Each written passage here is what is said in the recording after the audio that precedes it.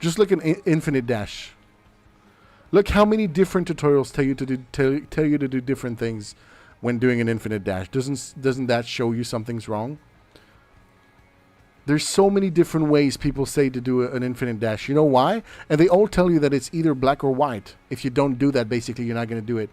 You know why? Because they don't even understand how the mechanic works. You want to know the truth about infinite dash? It's nothing more than a side flip. An infinite dash is nothing more than a side flip. And the reason you dash on the wall is because when you're on the ground and you do an infinite dash, your car does a rotation, right? Okay?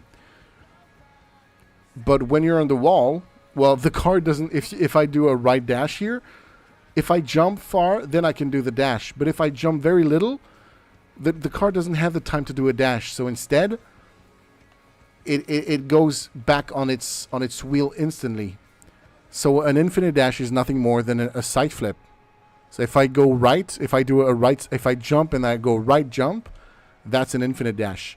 Now, what's going to make you succeed in doing the infinite dash is the time between the first jump press and then the flick press. If the time is too long, then your car will not dash on the wall. It will try to do a flip on it. But if you go really fast, even faster than what you think fast is, then you do the dash. If you look at my joystick, I go jump, right jump. Ready? There's no need to do like this. Like some people actually say you have to drift or you have to let go of accelerator, and they say those things in a way that's very binary. Like you have to do those things. But they never tell you how the mechanic works. Once you understand how it works, then you understand that no, you don't have to do some of those things they're saying. Some people say you have to go like diagonal right and then down left. What the fuck? It's a side flip. It's nothing more than a side flip. The only truth I have about that is if you keep on doing it like I did, you will go up. If you go to the right, you will go up. That's why some people say you got to go.